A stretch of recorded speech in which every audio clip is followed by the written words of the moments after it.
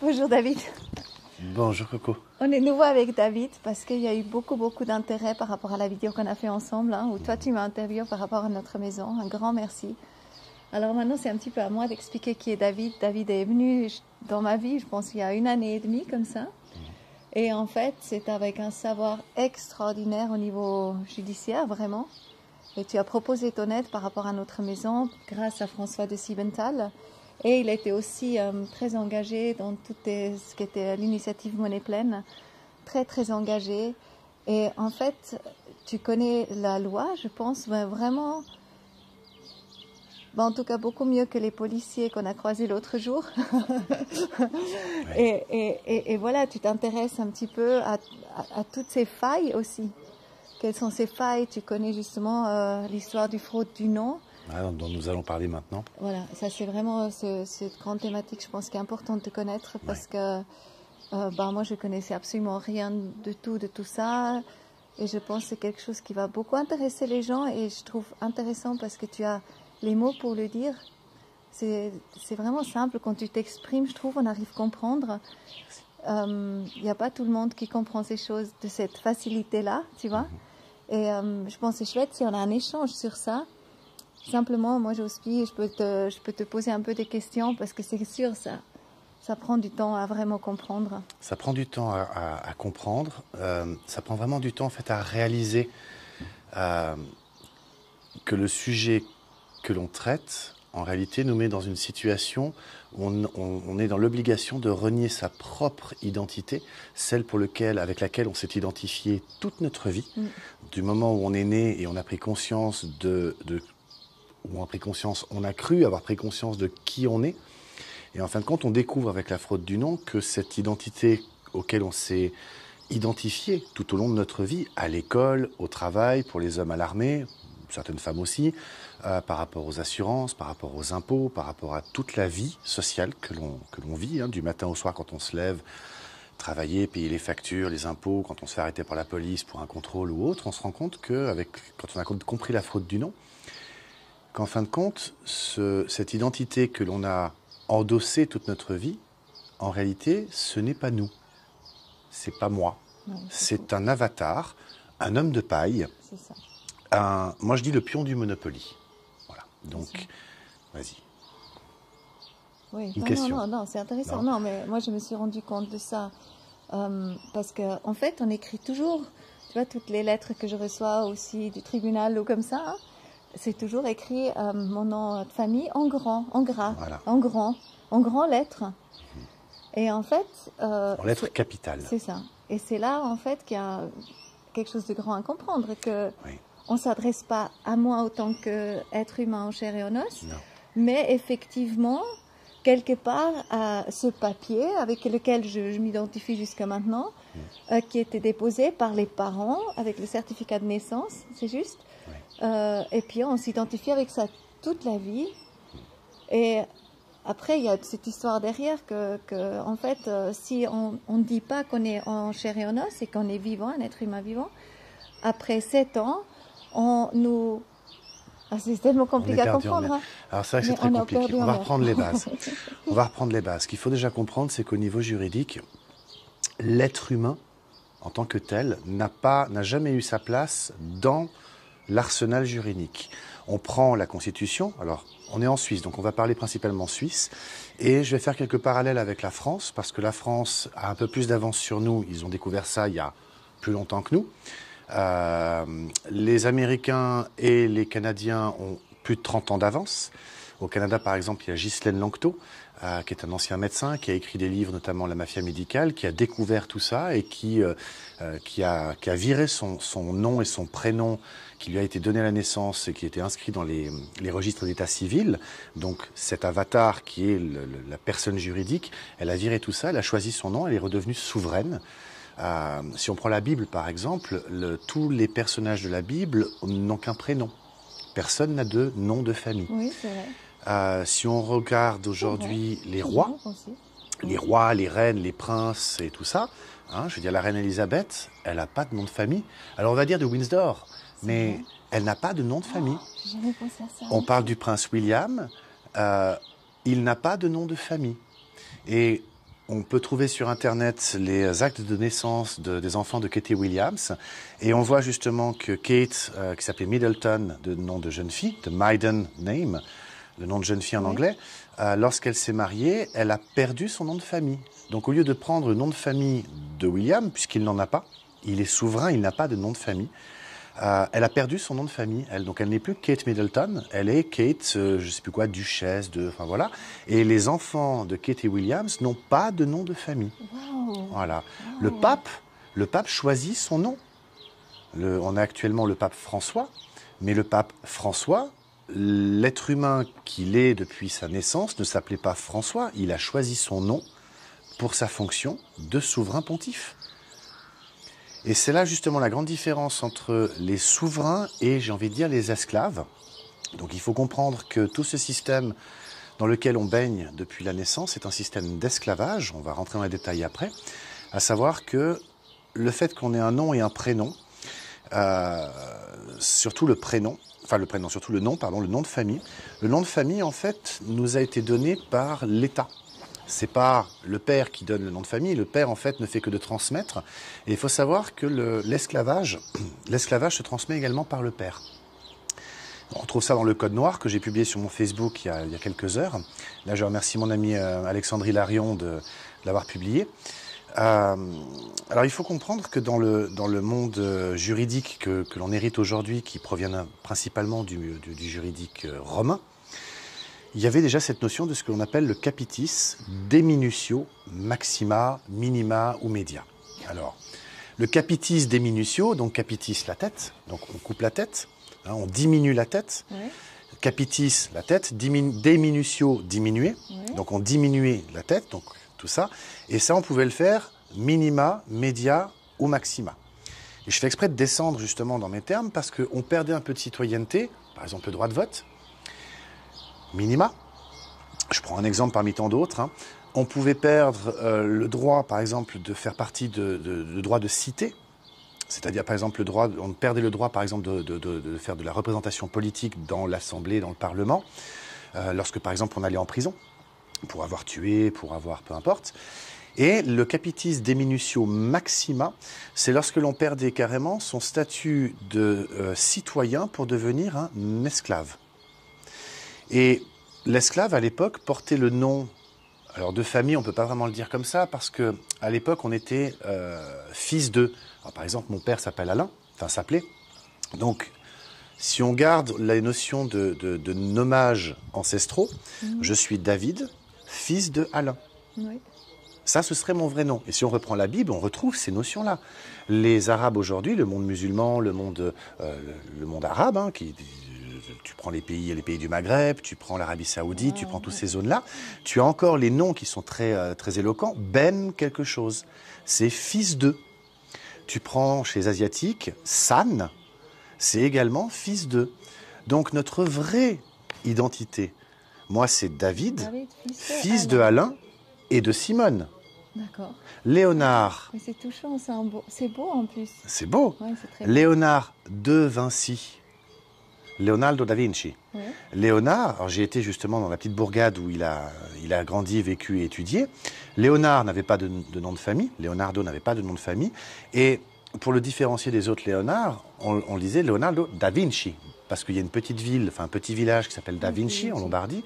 Très joli d'ailleurs. Lombardie ? Je ne sais plus, pas loin de Florence.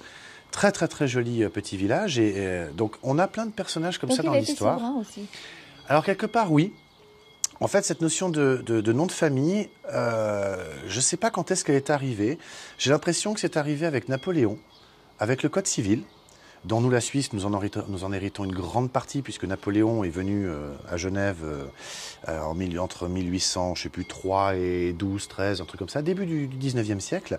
Donc Napoléon nous a apporté le Code civil, et j'ai l'impression que dans le monde latin, donc la France au départ, puis après les autres pays, cette notion de nom de famille s'est figée un peu comme ça. Et donc, il faut comprendre que le nom de famille que l'on a aujourd'hui, toi, par exemple, c'est Tâche-Berter, moi, c'est Pétavino, et ma mère, c'était Vincent, et j'avais les deux noms de famille à la naissance, en tout cas pour la France. Ce nom, en fait, ne vient pas, ça ne désigne pas le nom d'une famille et on ne se transmet pas ce nom de génération en génération. En fait, c'est un nom qui a été arrêté à un moment donné dans l'histoire. C'est pour ça qu'il y a des noms qui sont donnés, qui ont par exemple lieu à des événements qui a eu lieu ou à des lieux physiques. Il y a des gens qui portent le nom de certaines villes ou villages parce qu'à un moment on a figé ce genre de choses, ou il y a des gens qui ont par exemple des noms de famille qui sont durs à porter, comme par exemple j'avais un ami qui s'appelait Du Cimetière. Tu vois, c'est un peu lourd à porter, Du Cimetière. Donc il a pu faire changer son nom de famille en autre chose. Donc les noms de famille, on ne sait pas vraiment d'où ils viennent. Mais tu pourrais pas mettre un nom justement, David, de Alain et Simone, tu pourrais pas. Alors, c'est là que ça devient intéressant. C'est qu'en France, il y a une loi qui s'appelle la loi du 6 fructidor de l'an 2. Et cette loi, elle dit que nul ne peut porter de nom autre que celui qui est inscrit sur l'acte de naissance. D'accord. Alors, j'ai regardé mon acte de naissance. Et sur mon acte de naissance, c'est marqué que je m'appelle David, fils de Pétavino et de Vincent. Donc, on revient à ce qu'on disait tout à l'heure. Mon acte de naissance dit bien David, fils de. On est d'accord. Ça, c'est sur la partie identité. Sur toute l'autre partie de l'acte de naissance, en ce jour de telle date de ma date de venue au monde, je pesais tant, je suis arrivé à telle heure, mon père a déclaré tout ça. Et en fait, on arrive, quand on regarde l'acte de naissance, en tout cas le mien, on s'aperçoit que ce document-là, il a toutes les propriétés d'un contrat qui s'appelle un contrat de fiducie. Parce que la déclaration est faite par le père devant un officier d'état civil. Et donc, ce qu'il faut comprendre, c'est qu'il y a donc à ce moment-là un constituant, mon père, en me déclarant. Il y a un exécutant, donc l'état civil. Et puis, il y a donc un bénéficiaire, puisqu'un contrat de fiducie, c'est ça, c'est un constituant, un exécutant, un bénéficiaire. Donc, je serai le bénéficiaire. Et c'est ça qu'il faut comprendre, c'est que ça, c'est très complexe à comprendre. Il y a des lois ancestrales qui sont toujours d'actualité, comme par exemple le droit d'amirauté. Alors, le plus dingue dans l'histoire, c'est que les avocats, les juges, les juristes, ils connaissent ça parce qu'ils l'étudient. Mais on leur dit que c'est de la philosophie de droit. Donc en gros, c'est un truc inutile qu'on n'applique plus. Mais la réalité, c'est que c'est toujours d'actualité. Alors, qu'est-ce que le droit d'amirauté ? Parce que tout va expliquer justement cette notion de papier, de déclaration, et le fait qu'on ait un nom, et que, enfin, tout va venir de là. Le droit d'amirauté, c'est le plus vieux code du commerce au monde. Il reposait principalement sur l'honneur.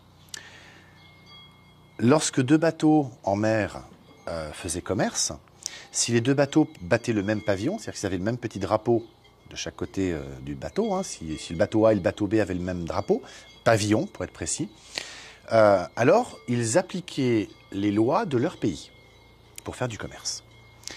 Si par contre, les deux bateaux n'avaient pas le même pavillon, alors à ce moment-là, ils étaient dans une notion de commerce international. Donc ils devaient se mettre d'accord pour que le commerce puisse se faire sans rentrer en contradiction ni l'un ni l'autre avec leur propre loi nationale. Et puis arrive un troisième cas de figure où l'un des bateaux n'a pas de pavillon, et ça peut arriver. C'est à ce moment-là ce qu'on appelle être des pirates, ou lorsque deux pirates font du commerce, à ce moment-là, ils font comme ils veulent. D'accord ? Donc évidemment que celui qui battait pavillon, lui devait en tout cas respecter son propre code du commerce, même s'il faisait du commerce avec un bateau qui n'avait pas de pavillon. D'accord ? Et ça, c'est ancestral depuis toujours. Ce qui est intéressant de voir, c'est que on hérite de ça aujourd'hui avec le droit international. Dans le droit international, on voit par exemple avec l'OMC, on voit par exemple avec le Code uniforme du commerce, le Uniform Commercial Code, l'OMC, c'est l'Organisation mondiale du commerce.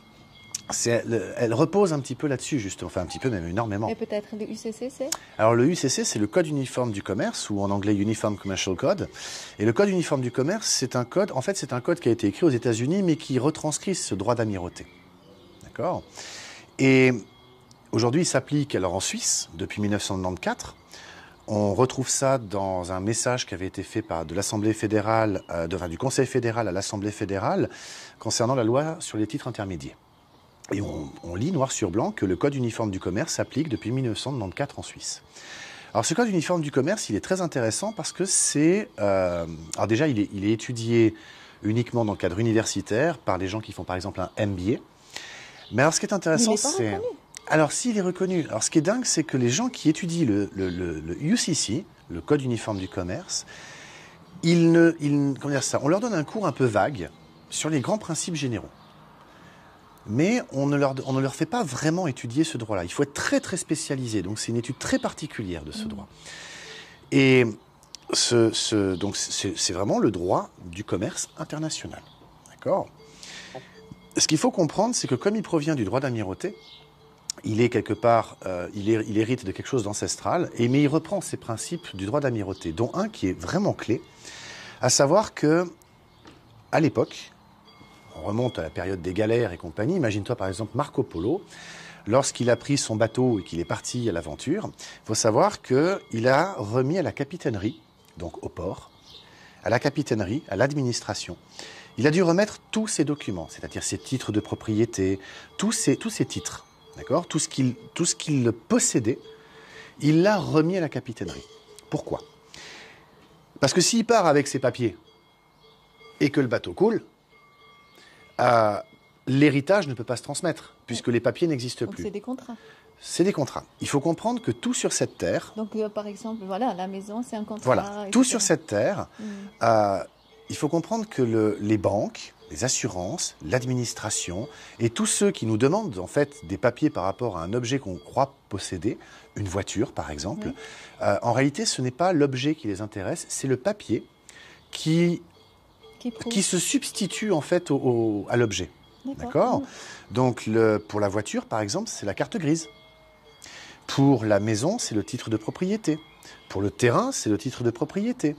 Je crois qu'on a compris un peu le principe. Pour l'être humain, c'est la carte d'identité.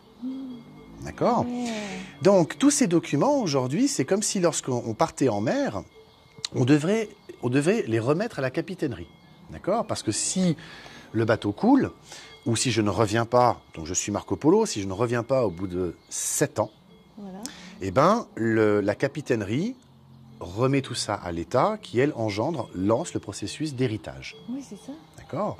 Ce qu'il faut comprendre, c'est que, avec le temps, on a peut-être oublié, probablement même, que ces documents sont à la capitainerie. Donc on n'a jamais été les chercher. C'est un petit peu comme l'histoire de l'or et du papier billet. Où justement, on mettait l'or dans les coffres justement des orfèvres, qui lui nous donnaient des bouts de papier.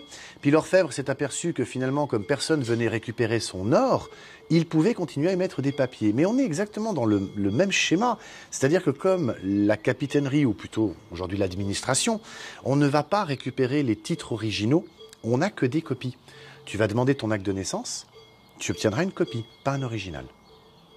Tu vas demander ton titre de propriété au registre foncier, tu obtiendras une copie, pas un original. Et il est où l'original ? Alors c'est une bonne question. C'est une excellente question. Alors moi j'ai appelé... Notaire, non ? Alors j'ai appelé, parce qu'on a plein de documents pour revenir à l'être humain, nous, l'être humain, il faut comprendre le processus de création de la personne juridique, donc du fameux papier qui se substitue à nous. Voilà. D'accord ?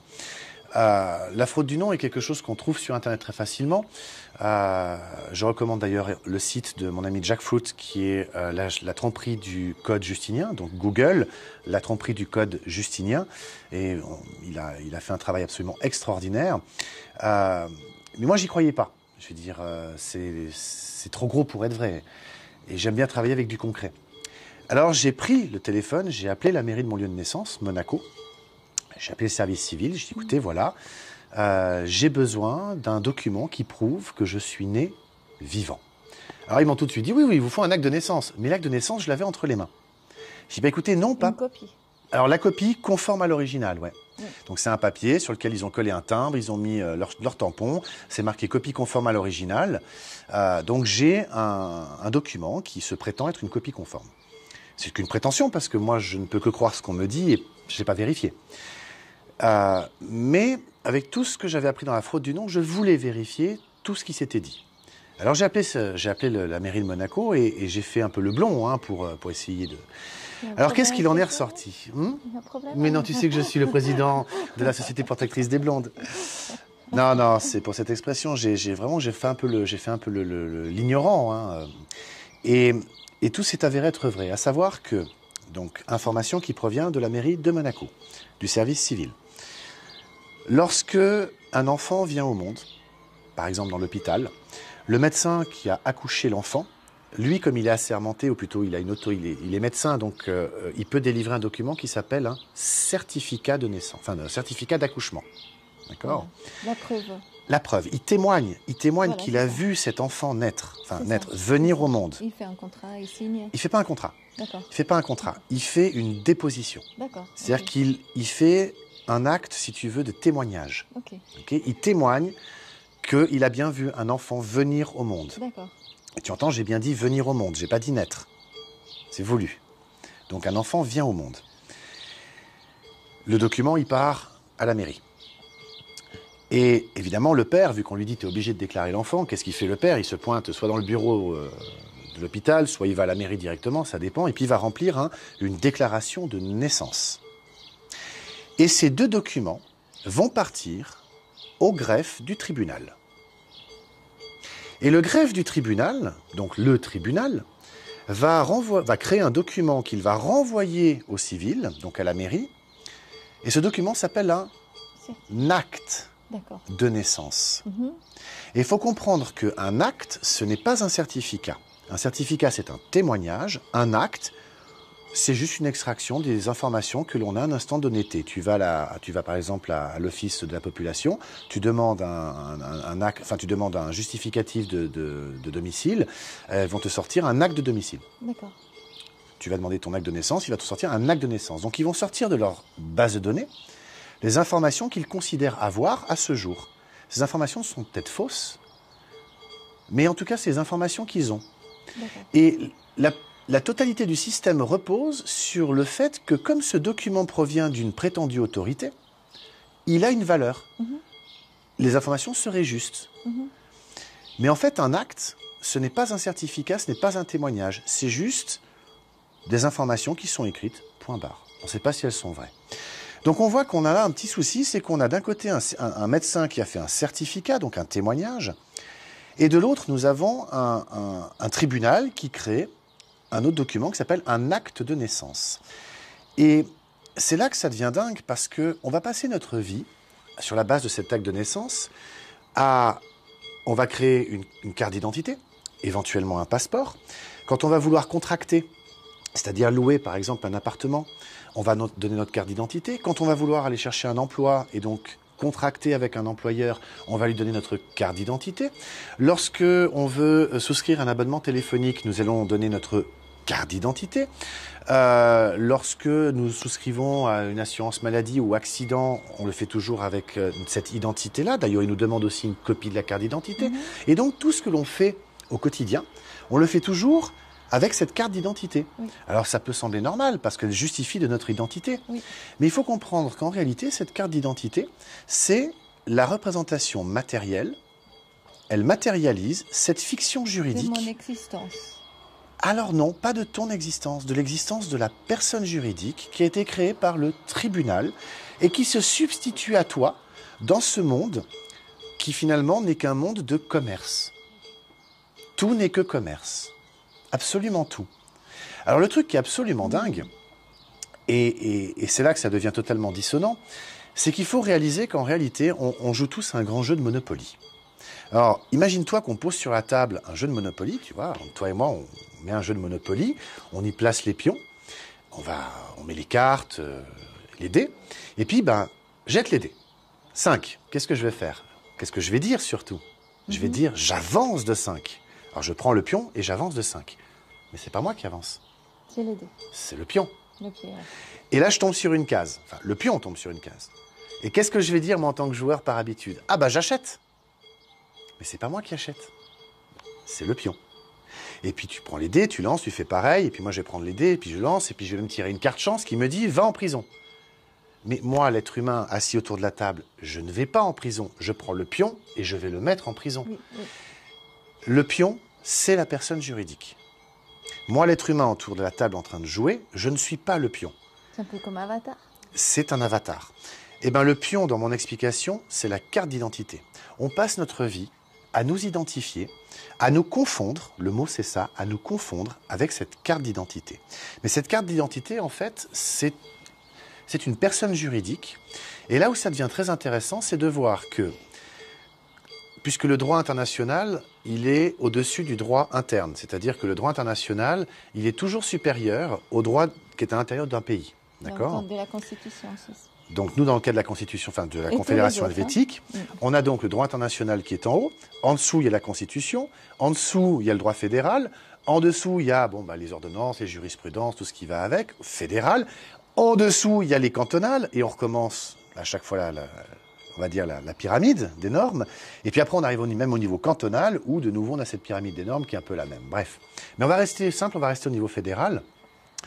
La Confédération suisse a conclu un accord en 1999 de mémoire, qui est rentré en vigueur en 2002, qui s'appelle Accord entre la Confédération helvétique et la communauté européenne concernant le trafic de marchandises par voie ferroviaire et par route.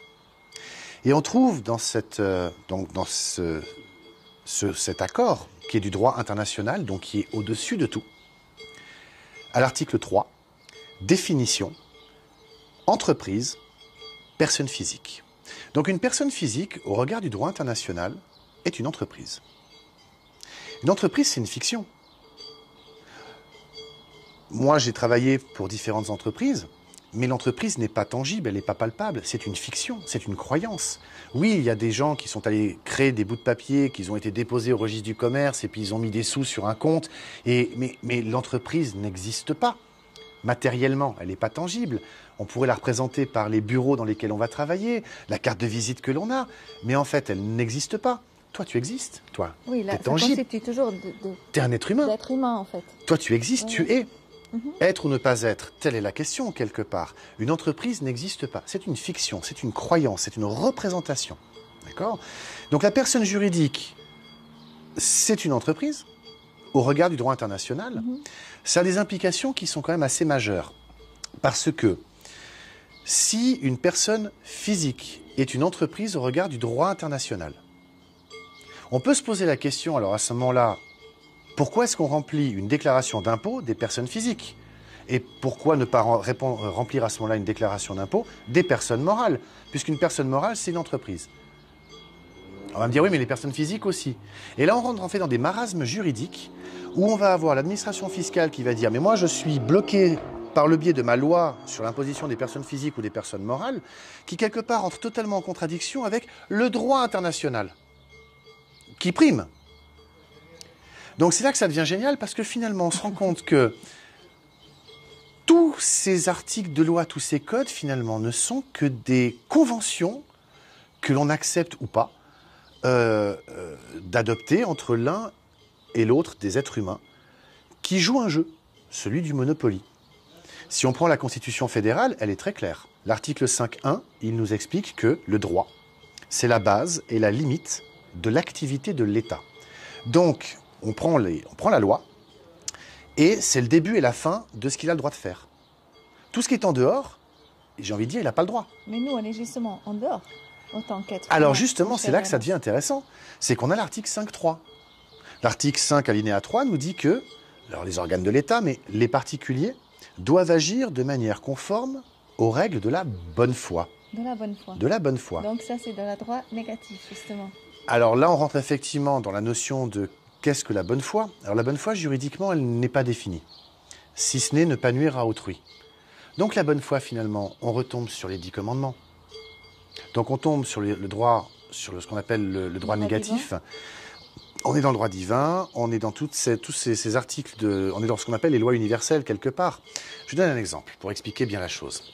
Si je prends un objet, je peux écrire dans tous les articles de loi que je veux, oui, dans tous les codes, je peux écrire que je veux que lorsque je lâche l'objet, il monte.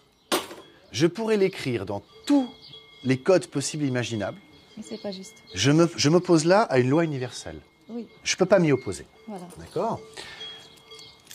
Le juridique, en fait, c'est un peu ce qu'il tente de faire, c'est-à-dire il tente de soustraire l'homme de la réalité tangible dans laquelle on est, pour le projeter dans un monde qui est totalement imaginaire, qui est le monde du commerce.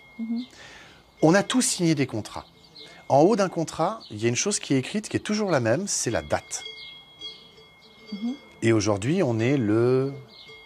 Je sais plus quoi, 12, 12, 13, je sais plus. Je sais plus quelle date on est. Ah oui, bah on est le 14 juin. Ah, le 14 Puisque demain c'est le 15, ouverture des frontières. Ah oui. On est le 14 juin 2020, tu es d'accord?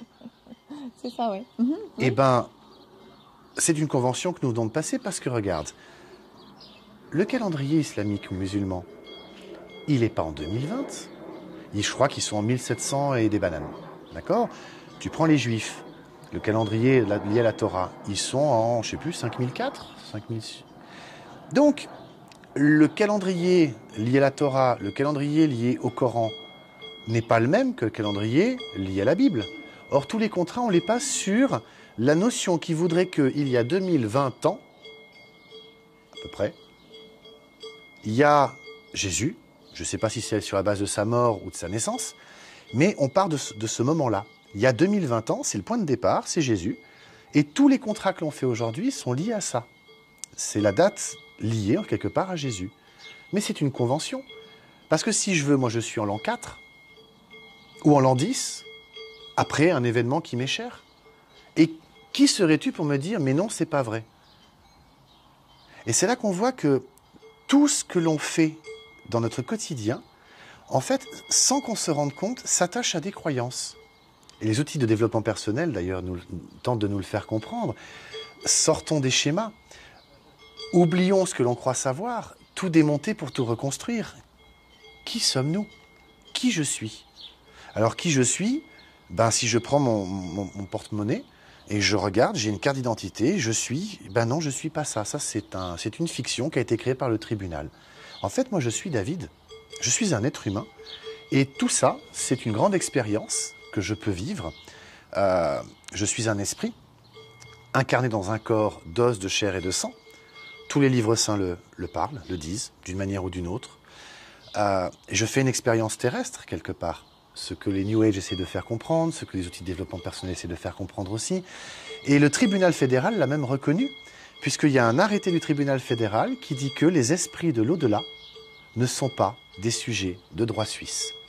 Alors là, on arrive dans un contexte qui est assez intéressant parce que si les esprits de l'au-delà ne sont pas des sujets de droit suisse, ça veut dire que lorsque je me fais flasher, parce que j'ai roulé à 3 ou 4 km/h de trop, ce qui arrive, hein, qui a été flashé? Est-ce que c'est moi l'être humain ou est-ce que c'est la voiture? La voiture qui a une plaque d'immatriculation qui appartient à l'État. Le véhicule, il a une carte grise. Est-ce que c'est le véhicule qui va être amendé ou est-ce que c'est la carte grise? La carte grise, elle a le numéro de plaque d'immatriculation qui a été flashé. Donc c'est ça qu'ils vont regarder, c'est pas le véhicule.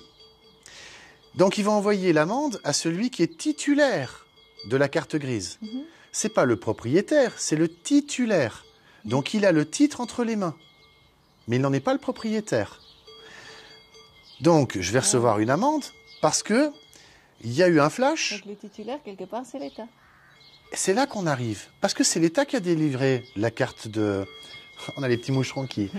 C'est l'État qui délivre la carte grise. C'est l'État qui a fabriqué la plaque d'immatriculation. Moi, je suis un être humain là-dedans. Alors certes, je suis une personne juridique, enfin, il y a une personne juridique fictionnelle qui représente ça. Mais en fin de compte, il faut se rendre compte aussi d'une chose, c'est que cette personne juridique étant une fiction, est-ce que je suis dans l'obligation, moi, finalement, de... Comment dire? Qui devrait payer? Alors justement, c'est ça. Qui doit payer, le propriétaire ou le titulaire?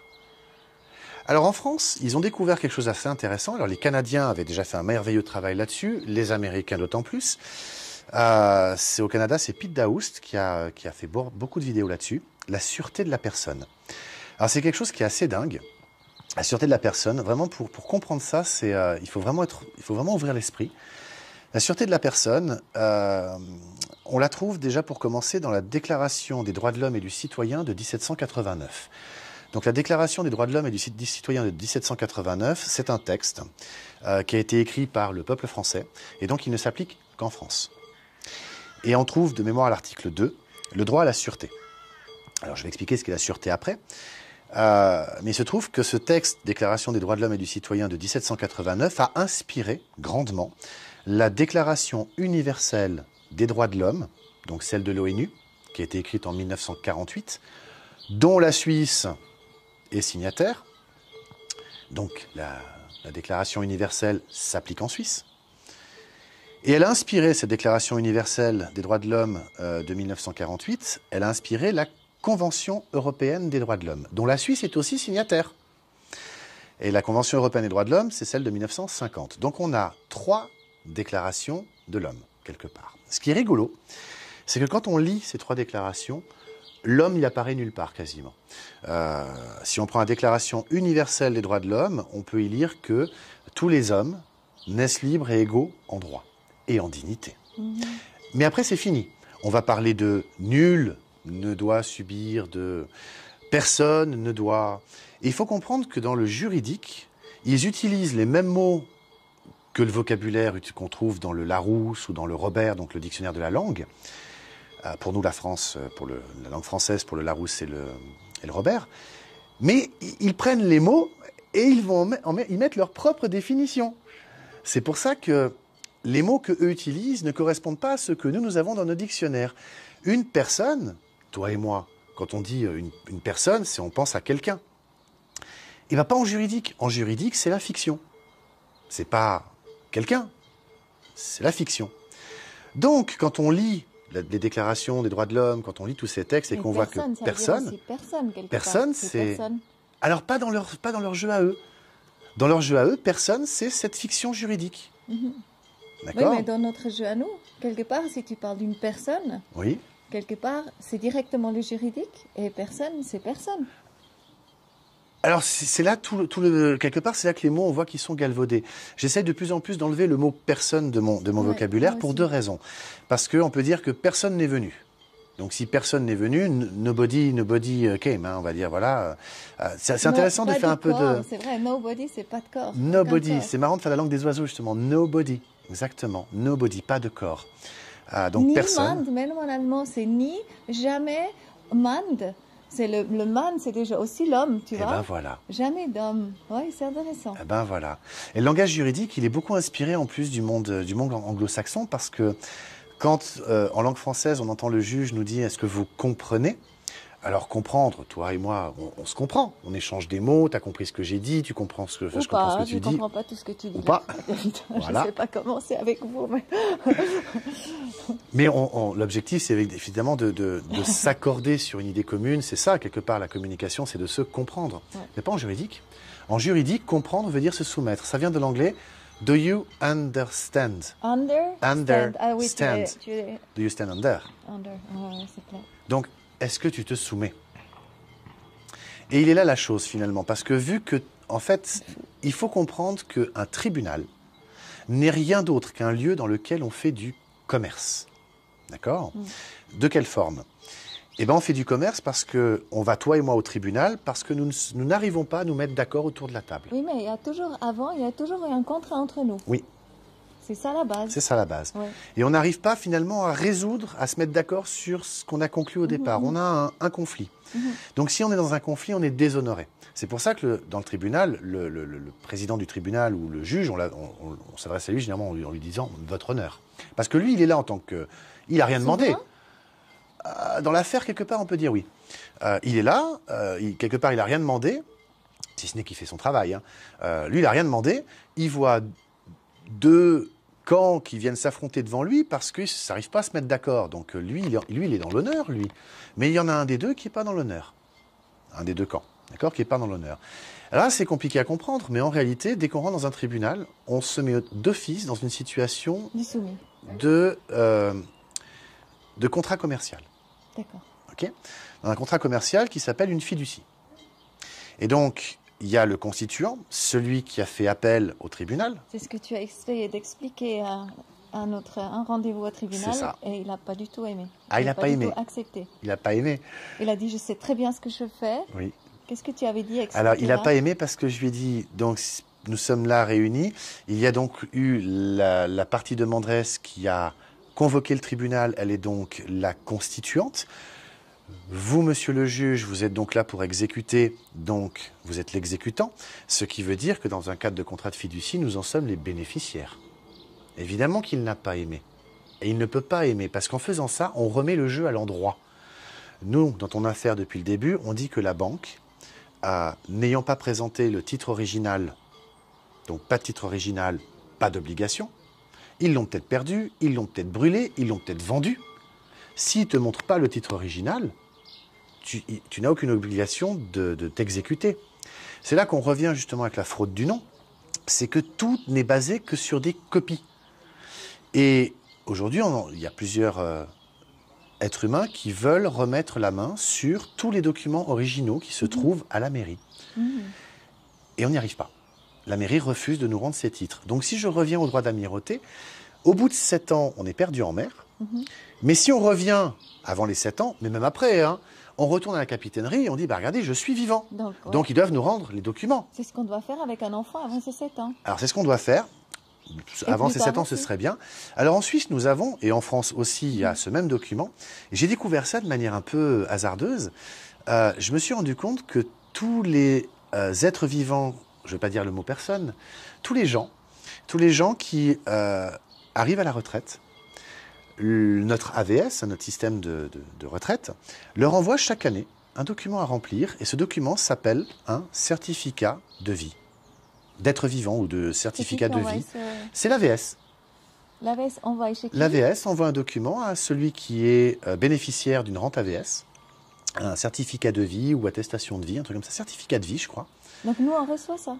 Si, à la retraite, oui. D'accord, d'accord. Et donc, ils doivent remplir ils doivent retourner ça, évidemment, à l'AVS, donc aux caisses de retraite. C'est pour leur signaler qu'effectivement, ils sont toujours en vie. C'est intéressant, ils sont en vie. D'accord? Donc, parce qu'ils sont en vie, ils vont être rémunérés. D'accord? Pourquoi j'aborde ce sujet-là? Parce qu'en fait, quand on va sur le site de la commune, moi j'habitais à Lancy, donc je cherchais ce document, un certificat de vie, et ben on peut aller dans n'importe quel... on peut l'imprimer depuis Internet déjà, parce qu'il est donné par les communes. Il n'a pas le logo de l'AVS, donc c'est un document où il n'y a pas le logo de l'AVS. On peut le remplir, aller voir la police, la gendarmerie, ou une autorité, comme par exemple l'administration civile, et ils le tamponnent, du moment qu'on leur montre que on est bien là, et puis on a bien la carte d'identité donc qui correspond à cette personne juridique fictionnelle, et ils vont nous reconnaître en vie. Comme ils nous reconnaissent en vie, quelque part, c'est comme si on revenait de la mer. De la mer. D'accord? Oui. C'est important cette notion de revenir de la mer, donc parce qu'elle est symbolique. C'est la première fois qu'on nous reconnaît autant qu'être humain? Alors, c'est un petit peu ce que je commence à comprendre, c'est que l'administration nous reconnaîtrait que nous sommes donc en vie. À partir de 65 ans. Alors, ils le font comme ça aujourd'hui, mais rien ne t'empêche d'aller aujourd'hui sur Google, de taper certificat de vie suisse, voilà, de télécharger le document, de le remplir, d'aller à l'administration et de te le faire tamponner. Et donc, l'administration, l'autorité prétendue, te reconnaît en vie. C'est là que ça devient intéressant parce que du coup, je pense que c'est grâce à ça qu'on peut initier toutes les démarches derrière pour récupérer les titres originaux. Je veux venir sur l'assurance vie parce que c'est extrêmement important. Là, je pense qu'on peut comprendre. Il y a des gens qui ont fait des assurances vie. J'ai le souvenir d'une amie, Rafaela, si tu regardes cette vidéo, je te salue. Son papa a disparu il y a des années en arrière. Et normalement, au bout de 7 ans, l'assurance vie doit faire bénéficier l'assuré, hein, donc dans ce cas-là, c'était sa fille, du montant de la prime qui était convenue et prévue. Bref. C'est là qu'on se rend compte que finalement, ce droit d'amirauté, ce qu'on explique, c'est cette notion de perdu en mer, donc la marchandise où l'être humain se perd en mer et que donc les documents restent à la capitainerie, sont donc lancés dans un processus d'héritage, que quand on revient de la mer, on les récupère. C'est quelque chose qui peut sembler fou, mais c'est bien réel parce que tout notre système repose là-dessus et on le voit bien avec les assurances vie. Ils ont cette notion de 7 ans. Ils l'ont. Et en plus, elle est écrite dans la loi. Tu vois? Donc, ça peut paraître fou tout ça, mais c'est une réalité. Alors, pourquoi les avocats, les juges, ils ne sont pas d'accord ou ils ont du mal à comprendre ce qu'on leur explique? Alors déjà, d'une part, c'est voulu, parce qu'ils ont appris ça comme étant de la philosophie de droit, premièrement. Mais par contre, ils en ont fait des doctorats, des masters, des travaux de diplôme, donc ils sont tout à fait au courant. Hein. Au contraire, ils ne pourraient pas le dire. Mais le plus dingue dans l'histoire, le plus dingue, c'est que pour comprendre tout ce marasme qu'on met maintenant au jour avec la fraude du nom, tout ça s'est réparti dans différents endroits. Tu en as un petit peu dans le Code civil, tu en as un petit peu dans le Code des obligations pour la Suisse, hein. Tu en as un petit peu dans la Constitution fédérale, tu en as un petit peu dans le droit international, tu en as un petit peu par-ci, tu en as un petit peu par-là. Et donc, le problème, c'est qu'un avocat, il va se spécialiser en civil, il va se spécialiser en pénal. Oui, personne n'a la supervision surtout, en fait. C'est ça. Et c'est hyper compliqué. Et c'est hyper compliqué. Quand même. Alors, je ne suis pas le seul. Il y a énormément d'autres gens merveilleux qui ont travaillé là-dessus, hein. Sonia, je te salue. En France, il y a des gens comme Lorelai qui ont fait un travail extraordinaire. Lorelai, par exemple, on trouve sur son site Aurore Esclave Story. Elle a fait une vidéo extraordinaire où elle explique que le Code civil en France, l'article 1, dit clairement que la loi doit être promulguée partout sur le territoire par le roi. Alors, il faut savoir qu'en France, M. Raffarin, de mémoire en 2004, je crois, il a écrit un texte, de mémoire une ordonnance, ou un décret, je ne sais plus, pour modifier le Code civil, l'article 1 notamment. Alors, c'est drôle parce que il a écrit un texte qui, juridiquement, est en dessous de celui-ci pour modifier celui-là. Je m'explique. Est-ce que tu peux imaginer un seul instant qu'un maire d'une petite bourgade, hein, par exemple ici, dans ce petit village tout sympathique, j'imagine que le maire, ça doit être ton voisin, est-ce que tu imagines que le maire puisse écrire un texte qui va modifier le droit international? Non. Non. Est-ce que tu peux imaginer que le maire puisse écrire un texte qui va modifier la Constitution suisse? Même pas. Non. Sauf dans notre processus légal voilà. Mais il ne peut pas le modifier de lui-même. Est-ce que tu peux imaginer que le maire puisse écrire un texte qui va modifier le droit cantonal? Non plus. Non plus. Ben là, c'est exactement un peu ce qu'il a fait, c'est qu'il a écrit un décret, donc c'est un texte qui est en bas, qui est allé modifier le truc qui est en haut. C'est ce qui se passe dans la Constitution un petit peu aussi, non? Il y a des choses un petit peu qui se Non, sont ça, ils ne l'ont pas fait, heureusement, mais le peuple veille à ça, justement. Mais donc, Raffarin, M. Jean-Pierre Raffarin, a écrit un texte, un décret, je crois, qui a modifié l'article 1, mais légalement, il n'est pas modifié. Si on reprend tout l'arsenal juridique français, il est intouchable, ce Code civil. Intouchable. On est d'accord. Et on va même plus loin. C'est que si la loi doit être promulguée partout sur le territoire, donc en France, et donc dans les territoires d'outre-mer et autres, si ça doit être promulgué par le roi, il faut savoir qu'en France, le dernier roi qu'il y a eu, c'était, de mémoire, Louis-Philippe Ier, qui était au pouvoir jusqu'en 1826, je crois, de mémoire. Je ne m'attendais pas à vouloir parler de ça, donc j'ai quelques dates un peu floues, à vérifier, évidemment. Et depuis qu'il n'y a plus de roi en France, eh ben, il n'y a plus de loi qui a été promulguée. Et on peut le vérifier de manière très simple, hein. C'est que tout ce qui a été mis en œuvre, on appelle ça des codes. Ce n'est pas la loi, c'est un code. On appelle ça des décrets. Ah, c'est pas une loi, un décret. On appelle ça un décret-loi. Ah bah, c'est pas une loi, un décret. La loi, elle est en dessous de la Constitution. Les décrets, les ordonnances et tout ça, c'est en dessous encore. Donc en fait, vu qu'il n'y a pas de roi qui a promulgué la loi en France, la France fonctionne dans des croyances, dans des textes qui sont des croyances, qui sont en dessous même du truc suprême qui s'appelle le Code civil, qui a dit que la loi doit être promulguée par le roi. Et comme quand on se fait arrêter en France, la gendarmerie, la police dit « c'est la loi ». Mais même eux ne sont pas capables de dire laquelle. Et c'est ça qui est drôle, parce qu'en fait, ils vont s'appuyer sur des règlements de police, des règlements, mais pas la loi. Ils vont s'appuyer sur des décrets, mais pas sur la loi. Et donc, on tombe dans une situation où en France, c'est absolument dingue, mais quelque part, j'ai envie de dire que tout l'arsenal juridique, il n'a aucune valeur. Emmanuel Valls, en plus, a fait quelque chose de dingue en partant, la veille de son départ. Emmanuel Valls, qui était Premier ministre sous François Hollande, il a fusionné, alors je vais le faire très simple, hein, parce que c'est un dossier assez complexe. Parce que je sens que... Il a fusionné, en fait, il a placé tout le pouvoir juridique, qui est censé être séparé, d'après les concepts amenés par Montesquieu. Il doit y avoir 3 pouvoirs, le pouvoir exécutif, législatif et judiciaire. Les 3 doivent être séparés, sinon on est en dictature. Et bien Emmanuel Valls, il a placé le judiciaire sous l'exécutif. Alors il y a toute une histoire avec la Cour de cassation qui a émis une jurisprudence qui voudrait que tant que je ne sais plus quelle cour est toujours sous cette juridiction, effectivement, c'est... En fait, pour dire un truc très très simple, il y a une constitution en France qui dit simplement que lorsqu'il n'y a pas de séparation des pouvoirs, la constitution n'a aucune valeur. Et en France, depuis ce moment-là, eh ben, elle n'a plus de valeur. D'autres vont dire encore plus loin que la Ve République en France ne serait pas légitime pour différentes raisons. Je renvoie de nouveau sur la chaîne YouTube de Lorelai, Esclave Horror Story, où Maître Fortabal Abattu, qui est un avocat, docteur en droit, donc c'est pas un rigolo le monsieur quand même, hein, explique tout ça très très bien. Ça a un impact non négligeable parce que même le Code général des impôts en France n'a aucune légitimité. Et je vais revenir chez nous du coup en Suisse parce que ce qui est dingue, c'est qu'on s'aperçoit que aux États-Unis, le Internal Revenue System, et là on peut voir les vidéos de Aaron Russo, décédé depuis un certain temps malheureusement, mais il est allé interviewer le patron de l'IRS, le Internal Revenue System, qui est l'organisme qui cueille l'impôt aux États-Unis. Dans la Constitution américaine, le droit à l'impôt est inscrit dans la Constitution, mais il y a un organisme privé qui a dit, puisqu'il n'y a personne qui s'en occupe, moi je vais le faire. Le IRS. Internal Revenue System. Donc Aaron Russo est allé l'interviewer, le patron de l'IRS, et il a avoué qu'effectivement, aucune loi n'a donné légitimité à l'IRS de lever l'impôt. Au Canada, il y a Ghislaine Langto, GIS, qui s'oppose à remplir une déclaration d'impôt canadienne parce que le Québec n'aurait pas ratifié la Constitution du Canada. Donc pas de ratification. Le Québec n'est pas rattaché au Canada, donc elle ne veut pas remplir une déclaration d'impôt du Canada. Elle veut respecter finalement la loi quelque part. Elle le veut. En France, il y a des Bretons qui ont compris et qui se rappellent que Napoléon leur a donné la souveraineté, donc l'indépendance. Donc ils n'ont pas à se soumettre à l'impôt français.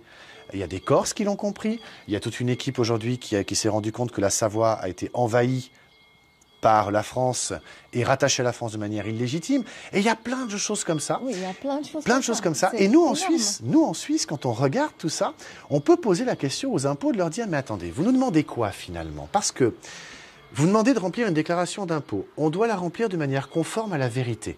Ouais. À la vérité. Ouais. D'accord? C'est la loi fédérale. On signe la déclaration d'impôt.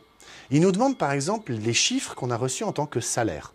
Mais moi, ces chiffres, en réalité, je ne les ai pas reçus parce qu'ils ont été transférés d'un compte bancaire à un autre compte bancaire. Et il y a une jurisprudence qui dit l'argent déposé sur un compte bancaire appartient à la banque. C'est pas moi qui le dis, c'est le tribunal fédéral. D'accord? Donc si les chiffres, ils appartiennent à la banque, pourquoi ce serait à moi de les déclarer dans une déclaration d'impôt? Premièrement. En fait, quand je déclare les chiffres là qu'on me donne, c'est tellement complexe. Ça veut dire que je déclare les promesses que quelqu'un me fait. Mais pour bien comprendre ce qui se passe, c'est quelque part, je vais commettre un mensonge en remplissant la déclaration d'impôt avec les papiers qu'on m'a donnés. La feuille jaune de déclaration de salaire, et tous ces papiers qu'on me donne, quelque part, font que je crois dire la vérité, parce que je ne connais pas la loi. Toi, tu la connais, la loi? Non. Il y a des avocats, il y a des juges, même eux ne la connaissent pas. D'accord? Est-ce que tu as lu une seule fois la loi sur l'imposition des personnes physiques, la loi fédérale fiscale? Jamais tu l'as lu. Et bien pourtant, tu dois déclarer de manière conforme à la vérité. Tu prends tes bouts de papier que tout le monde t'envoie, hein, ton employeur, l'assurance maladie, tu reprends. En plus, l'État te donne, les impôts te donnent le petit fascicule. Hein, ils t'expliquent, là, il faut mettre tel chiffre que vous trouverez dans tel document qu'on vous a donné. Donc, quelque part, j'ai envie de dire, je pourrais presque accuser l'État de nous faire mentir, quelque part. Parce que le salaire, les chiffres que j'ai reçus sur mon compte bancaire en tant que salarié, je ne les ai pas reçus. Moi, c'est le compte bancaire qui les a reçus. Le compte bancaire, il appartient à la banque. Donc, ce serait à la banque de déclarer ces chiffres. De plus, ces chiffres, ils appartiennent... On est d'accord. Je suis d'accord avec toi, mais David, tout ce que tu dis, c'est tellement complexe. C'est dingue, hein? On est tellement dans une croyance. C'est tellement figé. Oui. Donc, je comprends que tout ça, c'est quelque part, c'est fraude. C'est une fraude. Donc, quelque part, maintenant, ce qui est intéressant... C'est un dol, pour être précis. Voilà, mais maintenant, vraiment, ce qui est important et intéressant. Et puis maintenant, une fois qu'on commence à connaître tout ça, quelle est notre possibilité? Qu'est-ce qu'on peut faire? Alors, je termine juste sur la banque, parce que c'est clé. Le compte, il est attribué à qui? À un titulaire, et ce titulaire, c'est donc la personne juridique. C'est donc pas moi, l'être humain. Alors, qu'est-ce qu'on peut faire? Alors, la sûreté de la personne, parce que c'était quand même un peu le point de départ... On le retrouve pour nous en Suisse grâce à la Convention européenne des droits de l'homme. La sûreté se veut être une garantie financière attribuée d'office, puisqu'elle est d'office, puisqu'on y a droit, de par la Convention européenne des droits de l'homme. Pour la France, eux, ils peuvent se servir de l'article 2 de la Déclaration des droits de l'homme et du citoyen. La sûreté, en fait, c'est quoi? C'est cette garantie financière que nous avons, que notre personne juridique a, par essence. D'accord ?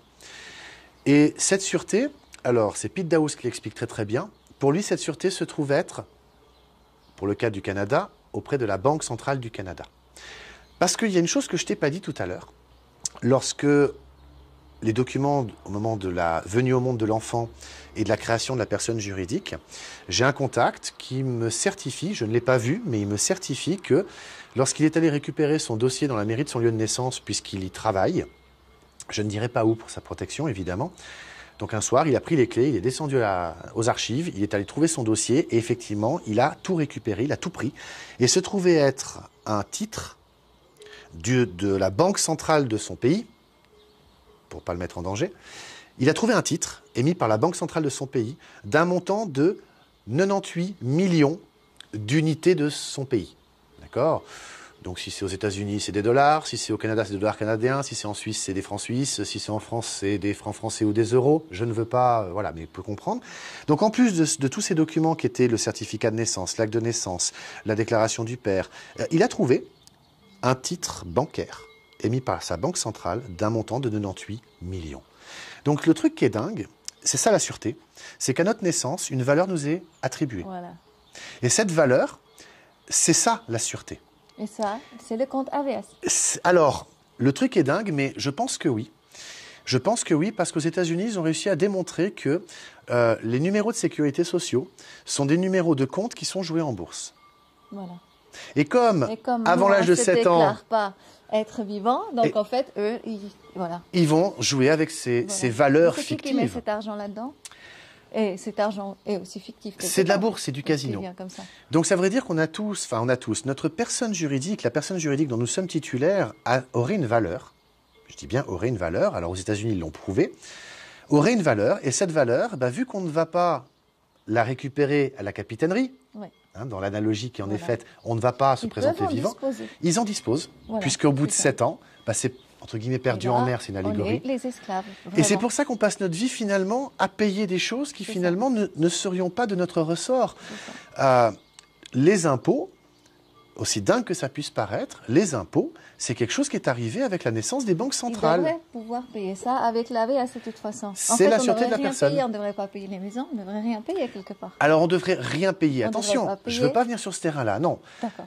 C'est pas qu'on devrait rien payer. Il commence à bien pleuvoir et je pense qu'on a fait déjà très long. Imagine que tu vas au marché, il commence à pleuvoir, imagine que tu vas au marché, on y va, hein.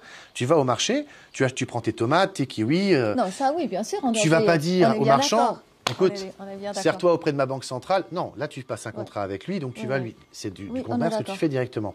Mais les impôts, il faut comprendre que les impôts sont toujours liés avec la naissance d'une banque centrale, déjà pour commencer. Donc l'État met en garantie le peuple, donc c'est déjà la première mise en esclavage, premièrement, alors que c'est interdit par toutes les conventions, hein, mais c'est pas grave, tout le monde le fait.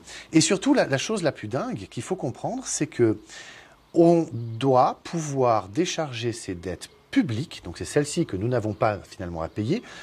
Les dettes publiques sont à décharger auprès de la sûreté de la personne.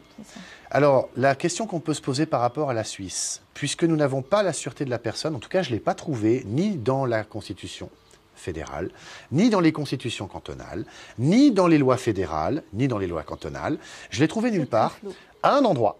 Le seul endroit où je l'ai trouvée, c'est dans la Convention européenne des droits de l'homme.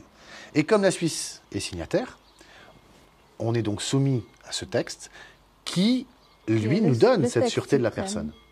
Donc la question qu'on peut se poser aujourd'hui, c'est est-ce qu'on doit décharger nos dettes publiques auprès de la Banque centrale suisse, à savoir la Banque nationale suisse, ou au travers de la Banque centrale européenne, puisqu'elles sont liées, apparemment elles sont rattachées, système monétaire européen. Donc où est-ce qu'on doit décharger tout ça? C'est une bonne question. Il y aurait encore plein à dire sur le sujet des impôts et de la Banque nationale suisse, mais vu tout ce qui pleut, voilà. Moi je dis qu'on peut continuer dedans. On a dû bouger parce qu'il pleuvait.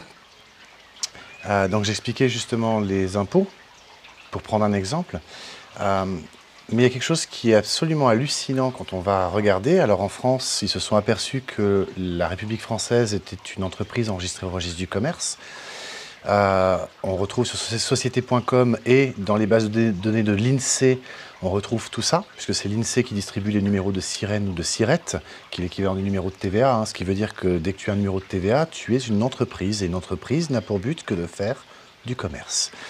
Et bien en Suisse, c'est inscrit dans le Code des obligations, qui est notre code à nous du commerce quelque part, hein, puisqu'il régit toutes les obligations contractuelles. Donc, on voit l'article 762 que la Confédération, les cantons, les communes et les districts sont des corporations. Comme ce sont des corporations, ce sont donc des entreprises, hein, de nouveau, ce sont des entités fictives, elles ont pour but de faire du commerce. Alors, ce qu'il faut comprendre, c'est que la situation juridique dans laquelle on est aujourd'hui, quelque part, avec un petit peu cette guerre des libéraux, des conservateurs, ce qu'on voit avec le monde qui se présente, hein, où il y a de plus en plus d'organismes non gouvernementaux comme l'OMC, l'OMS, qui se positionnent au-dessus des États pour leur donner des directives ou des ordres, ou l'Union européenne. En fait, ce qu'il faut comprendre, c'est que dans la Bible, on voit que Jésus avait chassé les marchands du temple. On pourrait dire aujourd'hui que les marchands ont envahi le temple. Pourquoi ? Parce qu'à l'époque, un organisme public, comme l'État, il était vraiment public. Donc dans la tête des gens, un organisme public, c'est un organisme qui finalement œuvre dans l'intérêt général de la communauté. Une mairie, par exemple, elle est là justement pour administrer les biens liés à son cadre, qui appartiennent justement aux propriétaires. Voilà, donc c'est pour gérer un petit peu toute cette partie communautaire. Sauf que aujourd'hui, on se rend compte qu'une mairie en France ou une commune en Suisse, c'est une entreprise privée. On se rend compte qu'en Suisse, la Confédération, les cantons et les districts, donc les communes aussi, sont des entreprises. Non seulement elles sont enregistrées au registre IDE, qui est un registre suisse, c'est le registre d'identité des entreprises, mais en plus on retrouve la Confédération, les cantons, les tribunaux, les écoles, la police, la gendarmerie, toutes. On les retrouve en plus dans une autre base de données, qui est une base de données internationale, la base de données du Duns and Bradstreet. Et ils ont un numéro, Duns, et on peut trouver, si on va sur Internet, sur la base de données upic.de, upik.de, et ben on arrive à retrouver, pour la Suisse, la Confédération, tous les cantons, toutes les communes, tous les hôpitaux, tous les corps de police, donc la police cantonale de ceci ou la police cantonale de cela, on les retrouve tous, et ce sont tous des entreprises. Ce qui est dingue dans cette histoire, c'est que les fonctionnaires qui sont employés par ces administrations, ils pensent faire très bien leur travail et à juste titre. Ce qu'ils ne savent pas, c'est qu'en réalité, ils font du commerce, et qui plus est de manière illégitime, parce qu'ils obligent l'être humain à faire du commerce avec une entreprise privée. Les impôts, par exemple, envoient la déclaration d'impôt, donc le fonctionnaire fait très bien son travail par rapport à ses règlements, par rapport à ce qu'il a appris. Donc qu'est-ce qu'il fait ? Il envoie la déclaration d'impôt au contribuable. Le contribuable va faire quoi ? Il va la remplir, il va la signer, puis il va renvoyer. Donc c'est là qu'il a contracté avec une entreprise. En fait, ce qu'il faut comprendre, c'est qu'aujourd'hui, ce qui était public est devenu privé. Ça a un impact qui est non négligeable, parce que ça veut dire qu'en fin de compte, moi je n'ai aucun contrat avec la Confédération, je n'ai aucun contrat avec la commune, je n'ai aucun contrat avec le canton, jusqu'à preuve du contraire, et je n'ai aucun contrat avec l'administration fiscale. Sauf si je reçois la déclaration d'impôt et que je la remplis, je la signe, là j'ai contracté avec eux. Pourquoi ? Parce qu'eux vont dire, mais attendez, il y a une loi, on utilise une loi.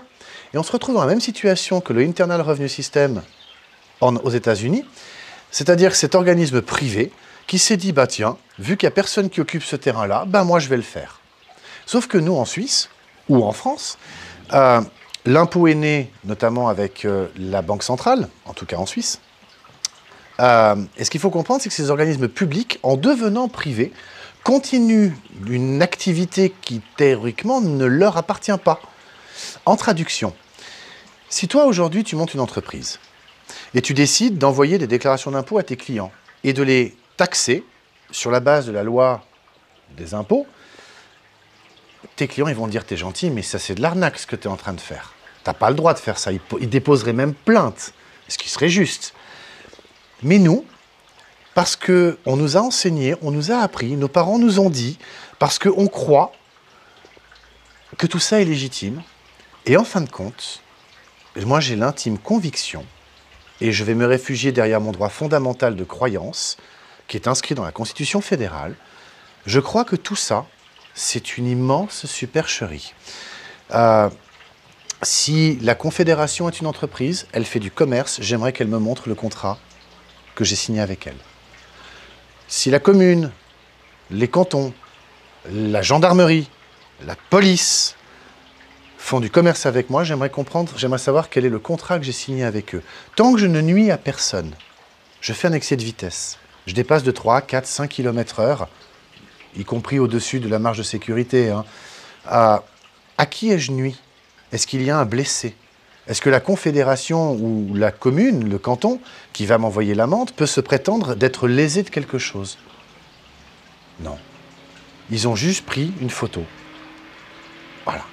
Donc ça, c'est extrêmement important à comprendre, c'est que le domaine public, enfin les organismes publics sont devenus des privés. Les gens qui y travaillent ne le savent pas, donc les fonctionnaires, les agents de police, les administrateurs, tous ces gens, ils ne le savent pas. Et ils font très très bien leur travail, ça j'en conviens. Mais pour moi, ce travail qu'ils font est totalement illégitime. Et ça, c'est très grave.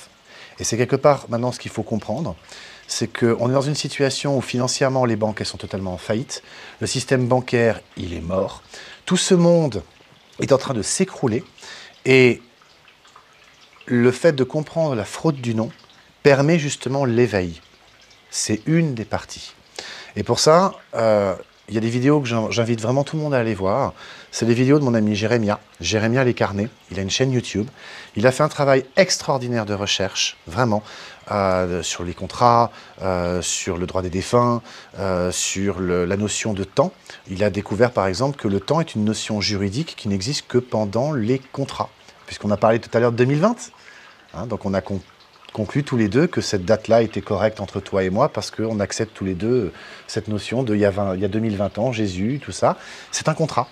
Jérémia a vraiment fait un travail extraordinaire. Il a une pédagogie exemplaire. Et vraiment, j'invite tout le monde à aller voir sa chaîne, Jérémia Lescarnet. Voilà, merci.